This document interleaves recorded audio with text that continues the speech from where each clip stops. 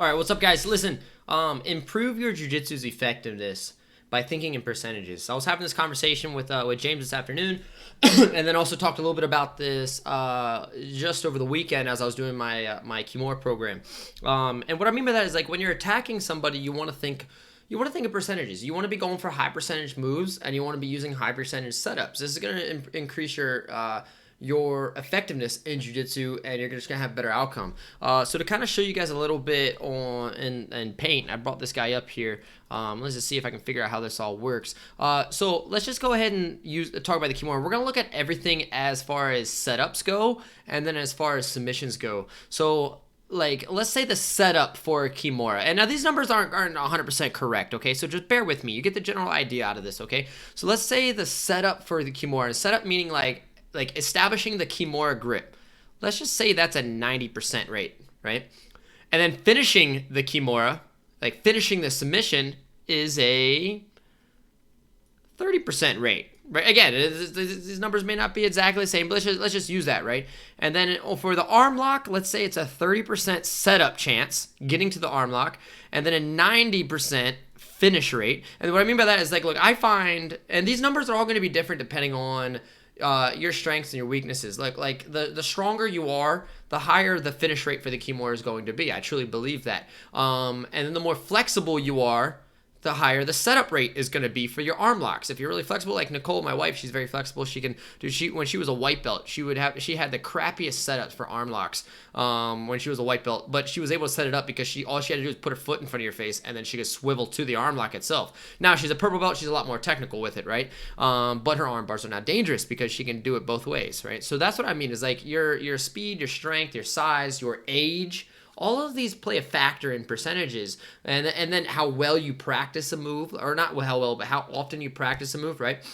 So if you learn the Kimura on your very first day, if you're doing this on your very first day, well, guess what, dude? Your setup rate's going to be freaking like 2%, and your finish rate's going to be like a 1%. It's going to suck, right? But let's just say you're pretty well off. You're a purple belt in jiu-jitsu, brown belt jiu-jitsu, blue belt jiu-jitsu, whatever, right? You've got the idea of the Kimura. You can grab the Kimura without thinking. You get the arm lock without thinking. But the issue is, like, you grab the Kimura, but you can't finish it. Or you have a trouble getting to the armbar. But when you have the armbar, like, you feel pretty confident. It's just like you got to get there, right?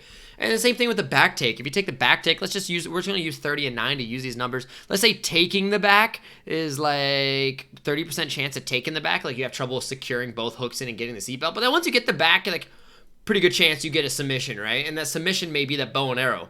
So these are kind of like joined together. So we're going to say it's a 30% chance for the back take, 90% chance to finish that bow and arrow, the most powerful chokes in jiu-jitsu. So you always want to stay in these high percentage type stuff, right? So if you just straight go out and grab a Kimura, 90% chance, we're sitting at 90%, but then you try to finish it, and you spend so much time trying to finish it, you'll eventually lose it, and you lose everything, right? You're completely out of there. You're not able to finish it. You're going to lose a submission. Once you lose a submission, then you got to try to get that submission back again, and that's super hard, right? Or your mindset's the arm lock. You're like, dude, I want the arm bar. I want the arm bar. The setup's so hard. You're losing. You're going to the mount. You're trying to go S mount, technical mount. You're losing the arm bar. You're falling off a lot, and you're not getting to this 90%. So you just keep dying. Boom. Eventually, boom, you freaking lose, right? Or the back take. Man, I love bow and arrows, but you're having a hard time taking people's backs. You keep trying to go for the back, and you're losing position and finding yourself in bottom guard or bottom side control or wherever it may be, right? And you're just like, dude, this is not good, man. I'm having trouble with this.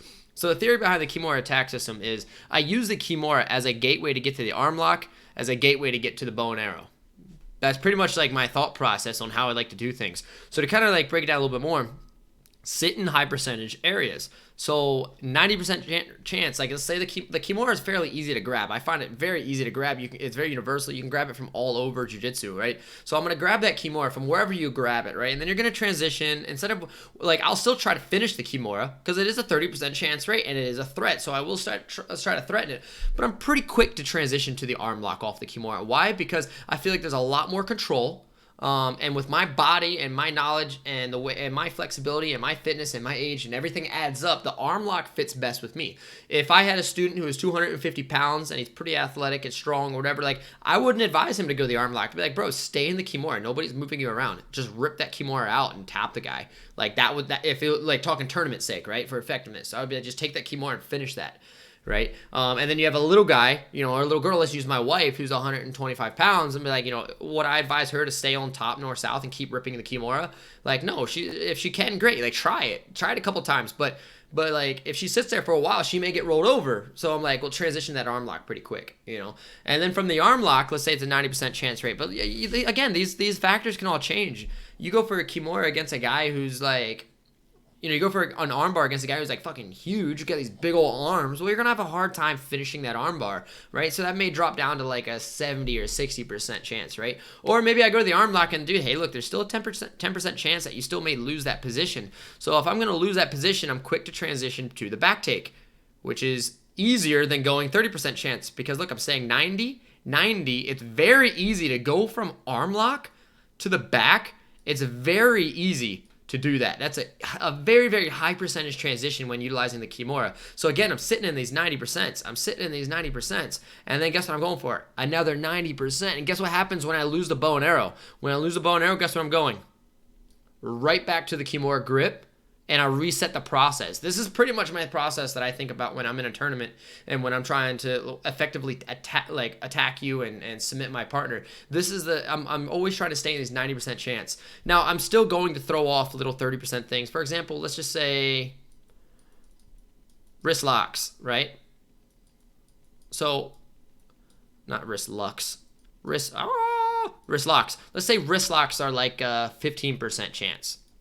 And again, these factors are not all the same thing, so don't get all butthurt and triggered, all right? Come on now. So let's say it's a 15% chance for wrist locks. At all points of time, I will risk wrist locks. Why? Because you're going to look at also another factor. You have to look at the percentages and the factors of, the reward for risk factor, okay? And that's going to be dependent upon the situation as well in the scenario. Is it, if I go for a wrist lock from top mount, what is the likeliness of me losing position? Well, not much. If I go for an arm lock from the mount, 30%. If I go for an arm lock from the mount, if I lose position, I'm in the guard. Risky, right? So if you're thinking self-defense, always maintain top position, right? Would I advise a 5-year-old to go for an arm bar in the mount? No, I actually would not. When it comes to self-defense, I would not at all. Would I be upset if they went for it? No, I wouldn't. If it worked, right? But I would be like, no, just stay in the mount, control the kid, and go for an Americana. Because if you lose the Americana, you still stay on top, right? So now we're looking at risk factor, right? But again, if, I have some kids that train at the academy I'm at, and they're like, these little 7-year-olds, 8-year-olds, and dude, they're monsters with the armbar. They're monsters with it. So I'm like, well, obviously their percentage is going to be higher. Think about a new student coming in the gym, an adult, right? And a new adult comes in the gym, or a kid who's being bullied comes in the gym, and they're like, hey, I want to, I want to get my kid enrolled for self-defense, or I need to learn self-defense because, I'm whatever. I'm a security guard, a teacher, whatever. Or I'm having a self-defense situation, I'm having trouble dealing with this situation. I want to know how to protect myself. I would never advise that person to use jiu-jitsu to protect themselves until they've been training for a couple years. I know that's not what people want to hear, but that's the realism of a fight, is you cannot learn to protect yourself just simply training for 2, 3, 4 months. It's really tough to do that. Like, you have to be a freak of nature to do that. You have to be super athletic, super already have some kind of previous experience, like wrestling or something like that. It's like, 4 years as well. You got to be training for years to be able to do that. But if you take somebody from scratch and you put him in a street fight, like, I'll be like, you know what? If you're going to get into a fight, guess what I'm going to tell you to do? What? Run. Well, what if I can't run? Close your fists and swing for the best. Like, that's what I would advise you for a fight, because your takedowns suck because you've only been training a few months. Your submissions suck. You've only been training a few months. Now, if you get to position, I'm pretty sure you can learn how to hold the mount pretty early on within jiu-jitsu. If you've been training for 4 months, you should have a decent mount to hold someone who's never trained before. But again, what if that person is much bigger than you? What if they have another 100 pounds on you and they have another 30 pounds of muscle, right? That person, well, then that's a shitty situation, right? So percentages and risk factors are what we're looking at. The Kimura, like I said, if I go for the arm lock, what is the risk? I may lose top position. If I go for your back, what is the risk? I may lose top position, right? So if I go for the Kimura, what is the risk? Nothing. I just stay in top side control. So that's why I like this. And then when this fails, I don't stay here because, again, for me and my body type, the percentages, and I finish Kimuras quite often, but I also finish arm locks a lot more. So I'm quick to transition down here, right? 90%. I'm trying to sit in this 90%. Okay. And then when the arm lock's not working, I don't go back to a Kimura. That transition's awkward, right? There are some times where I may be in the arm lock and I'm losing position. I'll go back to the Kimura. Kimura's my home base. This is my mama. When everything goes bad, run to mama, right? I got that one from the guys down at Kogan. They gave me that little thing. When everything goes wrong, go to mama, right? So it's pretty cool. So I'm gonna use that. So let's just say like this is mama, right? So Kimura goes to the arm lock. Okay, the arm locks, I'm starting to lose the arm lock. I'm having trouble finishing the arm lock. I don't want to waste all kinds of energy. I want to be efficient. Well, guess where I'm going to go? I'm going to go to this back take because it's not a 30% back take. This is a 90% back take because we're taking that route, right? And now we're sitting on the back. Well, guess what the powerful back take is from there? Bow and arrow. I may go back to the arm lock. I may circle back and go back to here, bro, because that's another 90% chance. The arm bar from the back, very high percentage. Bow and arrow from the back, very high percentage. Would I leave the back and go for like a leg lock? I probably wouldn't. I think it's a little lower percentage. Could it be done? Yes, it can be done. But I think it's a lower percentage transition, so it's everything is just looking at percentages and risk factor, and that's what we have to take into account when we're training. I know this looks like a mess, but hopefully this video helps kind of break things down a little bit. So stay inside the 90% range, guys. That's just a quote that we're going to use. Stay in the 90% range. Look at all your attacks as far as risk factors and percentages, and like map it out. Like as you see, I've got this is my system. This is kind of how I attack. When the bow and arrow is starting to fail or the back take starting to fail, guess where I'm going? Back to here. At all points of time, I'm always looking for these wrist locks. And guess what? Triangles. I know you guys like triangles, right? I know it's bad handwriting. I'm writing with my mouse. But let's just say triangles, right? Well, guess what? Like, I could be on the back and go for a reverse triangle. I like doing that. I'm quicker to go to the bow and arrow as I feel it's more powerful. But let's just say this is like a 50% chance, right? Because I really like reverse triangles. I'm a big fan of them lately. Something started clicking. I haven't been a fan of them my entire jiu-jitsu training, but now at brown belt, I've been loving them, right? So 70% chance when the arm lock's failing, or when the triangle's failing, guess where I'm going? To the arm lock. Or an omoplata, right? You can think the same thing. Omoplata is like, what is the finish rate of an omoplata? An omoplata's finish rate is fairly low, right? It's still high. Like a lot of people think it's low percent. It's still pretty high. I think a lot of people don't understand the omoplata. That's for another date, but it's still high. But I'll use the omoplata as a gateway submission to get to the arm lock, to get to the triangle, right? To get a sweep out of it, which will then open up the Kimura, which will then open up my arm lock, which will then open up my back take, which will then open up my bow and arrow, which then opens up reverse triangles. Reverse triangles end up going into a regular triangle from the guard, from regular triangle to omoplata. Omoplata back to the shoulder roll to a Kimura, right? It's just, do you see how it's going? How it's a system and it's connected? It's connected because look, they tell you, and I'm talking fast here, I'm full of energy, man, and I'm passionate about this stuff, is they tell you, like, look, submission, position before submission, right? And I wholeheartedly believe that. Position before submission. At some point, you want to start developing submission on transition, submission on transition. We'll talk more about that at a later date. But when you start developing that position before submission and that submission on transition, that's good because then it's going to go from, you ultimately want to get to that submission, right? So position, jiu-jitsu is going to go position to position to position to position, and then I grab a submission, right? And then from submission, you want to transition from submission to submission to submission to submission because going from position to submission is a low percent setup. That's tough.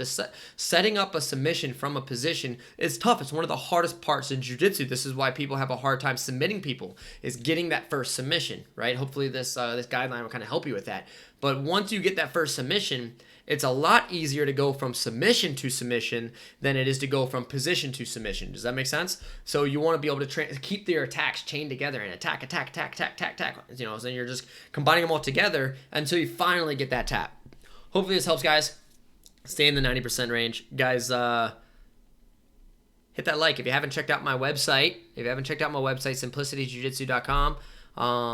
It's an online database of techniques from the Technique Vault. I upload techniques all there weekly, as well as, of course, this video is going to be up there for you guys.